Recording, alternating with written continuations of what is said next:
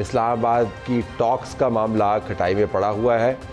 जो हुकूमती ज़राए हैं हमें बता रहे हैं कि 36 से 72 घंटे में कोई ना कोई डेवलपमेंट हो सकती है, लेकिन सहाफ़ियाना और तज्ज़ियाकारों की नावियत से अगर आप देखें तो ये 36 से 72 घंटों से मुराद ये है कि कुछ भी हो सकता है और कुछ नहीं भी हो सकता। बहरहाल अमेरिका के सदर डोनाल्ड ट्रंप ने भी इसी किस्म की उम्मीद बनाई है।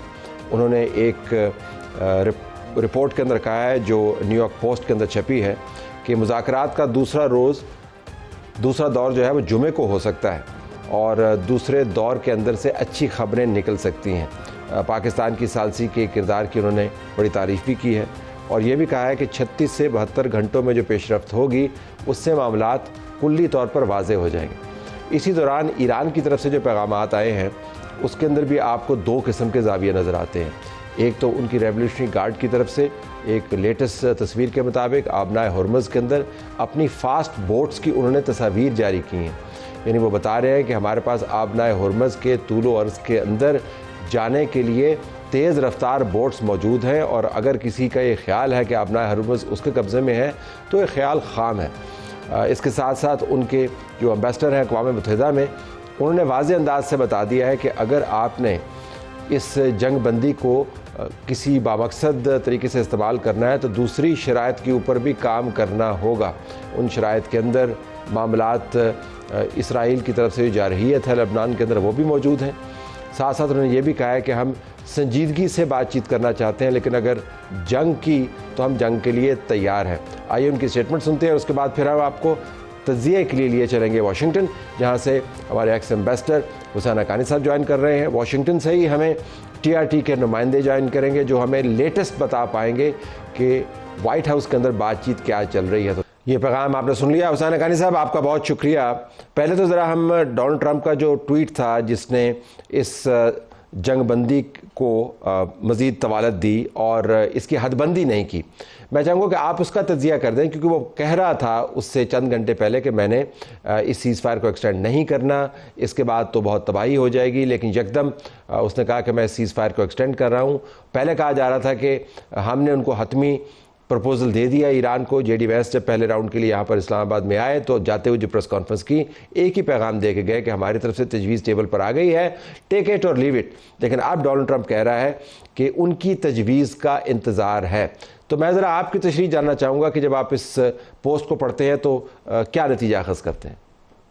पहली बात तो ये कि तलत हुसैन साहब, मैंने ये पोस्ट पढ़नी बंद कर दी इस वजह से कि इनमें ये सिर्फ वक्ती जो उबाल है वो पैदा करने के लिए आती हैं। फिर एक दिन में को 8-10 आती हैं, तो सबकी समरी एक बार आदमी पढ़ ले, क्योंकि उनमें कई बार मुतज़ाद बातें होती हैं। लेकिन जो बुनियादी बात है वो ये है कि इस वक्त जंगबंदी को कायम रखना और दोबारा से मामलात को आगे यानी तशद्दुद की तरफ और जंग की तरफ ना बढ़ाना, दोनों साइड्स की ज़रूरत है, चाहे वो कुछ भी कहें। ईरान वाले कहते रहें कि हमारे पास बहुत कुछ है अभी जंग करने के लिए, लेकिन उनको ये बात पता है कि वो अपने मुल्क का इंफ्रास्ट्रक्चर तबाह नहीं करवाना चाहते, वो अपने मज़ीद जानी और माली नुकसान के लिए तैयार नहीं है। दूसरी तरफ सदर ट्रंप एक सियासी मखमसे में फंसे हुए हैं, उनकी मकबूलियत गिरती चली जा रही है, उनकी पार्टी को इंतखाबात का सामना है, उनको इस जंग में कोई फ़ायदा नज़र नहीं आ रहा। लेकिन दोनों की एक और मजबूरी यह है कि अपनी अपनी कंस्टिट्यूएंसीज के लिए भी और तारीख के लिए भी दोनों को ये साबित करना है कि वो फौरन झुक नहीं गए थे। इस वजह से मामला तूल पकड़ता जा रहा है। लेकिन मेरी राय अभी भी यही है कि सदर ट्रंप की तमाम तर इश्तियाल अंगेज़ गुफ्तगू के बावजूद बुनियादी तौर पर उनको ये बात समझ आ गई है कि जिस तरह उन्होंने समझा था कि ईरान में वही कुछ हो सकता है जो वेनेजुएला में होगा, अब वो नहीं हो रहा, और इसलिए अब उन्हें मामलात को मुज़ाकरात के ज़रिए आगे बढ़ाना है। आपने सही फरमाया कि जब बड़ी ताकत के सदूर हैं उनको बात समझानी होती है तो उसमें वक्त लगता है, लेकिन लगता है कि यहाँ पर शायद उनको बात जल्दी समझ आ गई है। दुनिया के अंदर नुकसान उसका बड़ा हुआ है, लेकिन क्या वाक़तन समझ आ गई है उनको, या ईरान की एक तशरीह ये है कि वो जंग के लिए वक्त गेन कर रहे हैं? आपने भी बात फरमाई, उसके अंदर तो लगता है कि ना अमेरिका के अंदर कोई एपिटाइट रह गया है जंग का, ना डोनाल्ड ट्रंप को इस जंग की कोई मज़ीद अहमियत समझ आ रही है, और इन पोस्ट की वजह से वो एक इम्प्रेशन क्रिएट कर रहा है कि जैसे वो बात समझ गया है और अगला रास्ता तजवीज़ कर रहा है। लेकिन क्या वाक़तन यही है? Is this not a gambit और अ प्लॉय? ईरानियन समझते कि ये है।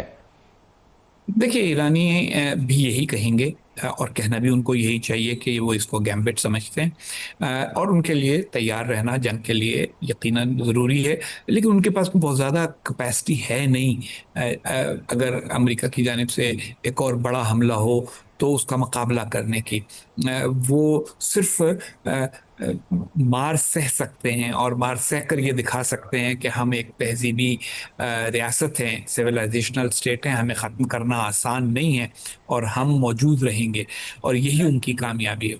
लेकिन अगर आप डोनाल्ड ट्रंप साहब के नुक्ते नज़र से देखें तो देखिए, अगर जंग बढ़ानी हो तो फिर जो अस्करी असासे हैं उनको जंग के खत्ते की तरफ लाना होता है, और ऐसा कोई इस वक्त अंदाज़ा नहीं हो रहा कि वो ज़्यादा जहाज यहाँ भेज रहे हों या ज़्यादा बहरी असासे यहाँ भेज रहे हों।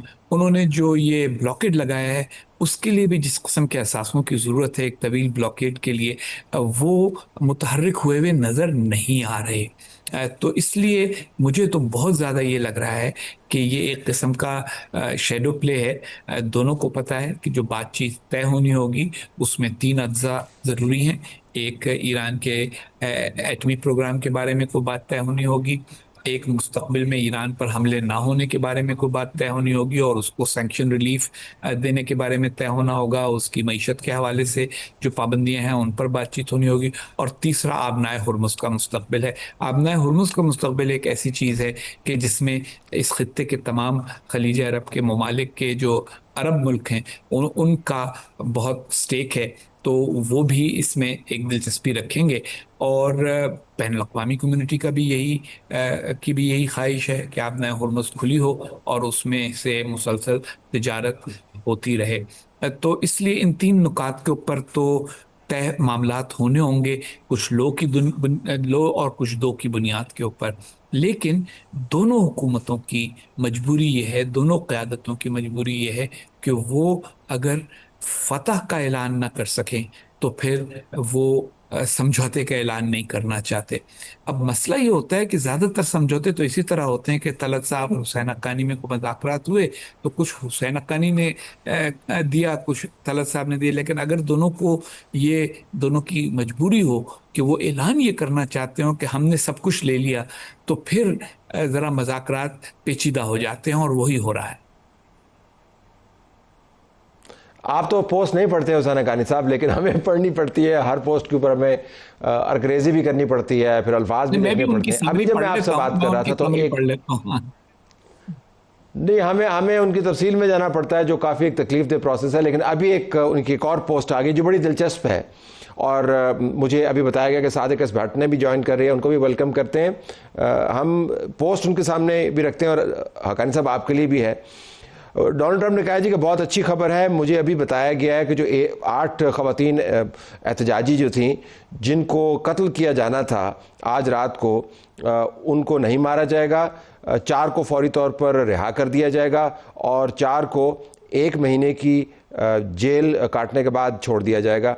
मैं इस के ऊपर ईरान की बड़ी तारीफ़ करता हूँ, और उसकी क़यादत ने मेरी जो दरख्वास्त है, रिक्वेस्ट का लफ्ज़ रिस्पेक्टेड माई रिक्वेस्ट, मेरी दरख्वास्त की लाज रखी, और अमेरिका के सदर होने के नाते जो मैंने की थी, और उनकी जो एग्जीक्यूशन है वो टर्मिनेट कर दी।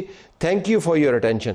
तो अब वो अपनी तरफ से बता रहा है कि किस तरह ईरान जेस्चर्स दे रहा है, तो एक कॉन्फिडेंस बिल्डिंग की इन्वायरमेंट क्रिएट कर रहा है। हालांकि कॉन्फिडेंस बिल्डिंग की इन्वायरमेंट वैसे तो है कोई नहीं। देखिए, इसमें एक आप नुक्ते की बात यह है कि वो कहते हैं जी मेरी दरख्वास्त माने, लेकिन इस दरख्वास्त का कोई पब्लिक ऐलान तो उन्होंने किया नहीं था। तो अगर मुज़ाकरात में कहीं कोई बात की गई और उसके नतीजे में उन्होंने दूसरी साइड ने कहा कि अच्छा ठीक है हम ये वाली बात आपकी कर देते हैं, या उनके अपने सियासी असबाब भी हो सकते हैं, ये इसी वजह से ये जो ट्वीट के ज़रिए मुज़ाकरात या पर असरअंदाज होने की कोशिश है, या उनमें अपनी कामयाबी दिखाने की कोशिश है, ये मज़ाकरात के लिए एक मुश्किल बनती चली जा रही है, क्योंकि मज़ाकरात में बहुत सारी चीज़ें होती हैं। मैं कभी कभी सोचता हूँ कि अगर सोशल मीडिया के दौर से पहले ये जंग हो रही होती तो इतनी पेचीदगी ना होती, क्योंकि मज़ाकराती टीमें कुछ बातें तय करती, कुछ बातों में वो आपस में ये तय करते कि इसका अभी ऐलान नहीं करेंगे, बाद में ऐलान करेंगे, और इस तरीके के साथ मज़ाकरात तय पा जाते हैं, और दुनिया भर में तारीख में यही होता आया है। लेकिन अब हर लम्हे ताली बजवाने का जो शौक है, उसके अंदर आदमी ऐसी बातें करता है। मुझे तो नहीं लगता कि अगर ये बात इतनी बड़ी बात थी तो उन्होंने पहले कह दिया होता कि भाई मैंने ये मुतालबा किया है, और वो उन्होंने नहीं कहा।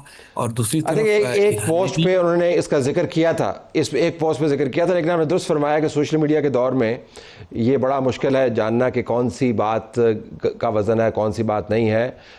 ये तो हर रात एक मजाक लगता है जब मजाकरात की हम बात करते हैं, क्योंकि हर रात हम मजाकरात की ही बात कर रहे होते हैं। अकानी साहब बहुत शुक्रिया।